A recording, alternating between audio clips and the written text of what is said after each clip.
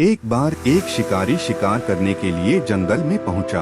उसने अपने तीर पर बहुत ही खतरनाक जहर लगाया और शिकार को निशाना बना करके उसने तीर को छोड़ा, लेकिन उसका तीर चूक गया और तीर एक पेड़ पर जा लगा।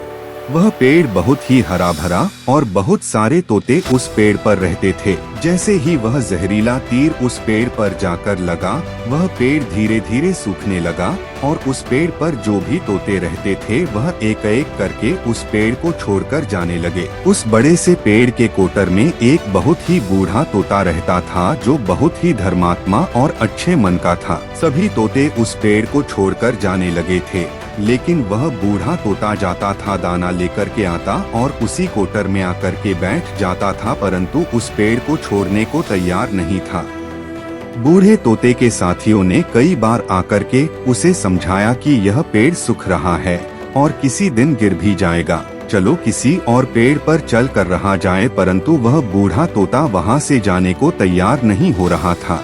अब यह बात देवराज इंद्र तक पहुंची। उन्हें बताया गया कि एक तोता है, वह जिस पेड़ पर रहता है उस पेड़ पर एक जहरीला तीर लगने के कारण सूखने, गिरने और खत्म होने के कगार पर आ पहुंचा है और एक बूढ़ा तोता अभी भी वहीं पर रह रहा है। वह दाना लेकर आता है और वहीं पर रहता है, जबकि उस जंगल में बहुत सारे पेड़ हैं, लेकिन वह उसी पेड़ पर रह रहा है। देवराज इंद्र प्रकट हुए और उस बूढ़े तोते से कहने लगे कि आप बहुत धर्मात्मा है, बहुत ही अच्छे मन के हैं, लेकिन आप इस पेड़ को छोड़कर किसी और पेड़ पर चले जाइए, क्योंकि यह पेड़ कुछ ही दिनों में गिर जाएगा।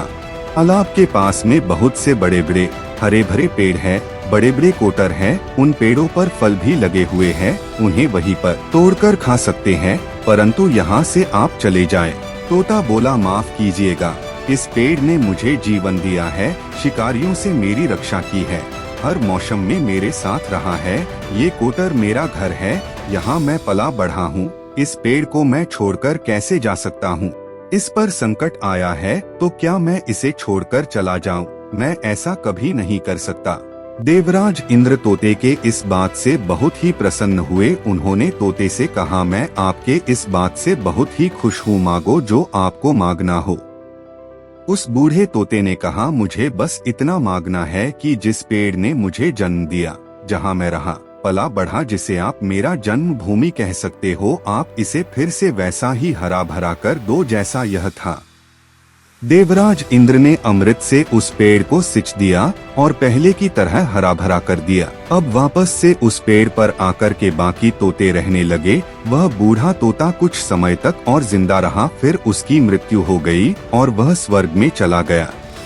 यह कहानी हमें सिखाती ये है कि जब भी किसी इंसान का बुरा दौर आता है तो इमोशनली वह टूटा हुआ होता है, उसे किसी के सहारे की जरूरत होती है, किसी की आवश्यकता होती है। अगर आप ऐसे समय में उसे छोड़कर चले जाएंगे, उससे बात नहीं करेंगे, मुंह मोड़ लेंगे, तो आपसे बुरा कोई नहीं है, क्योंकि आप किसी के सुख का साथी बने या ना बने, लेकिन आपको हमेशा किसी के दुख का साथी जरूर बनना चाहिए। इस कहानी से हमें ये सीख मिलता है कि अगर कोई इंसान बुरे वक्त में है तो उसे छोड़ो मत, उसका साथ दो, यही एक प्रेम है।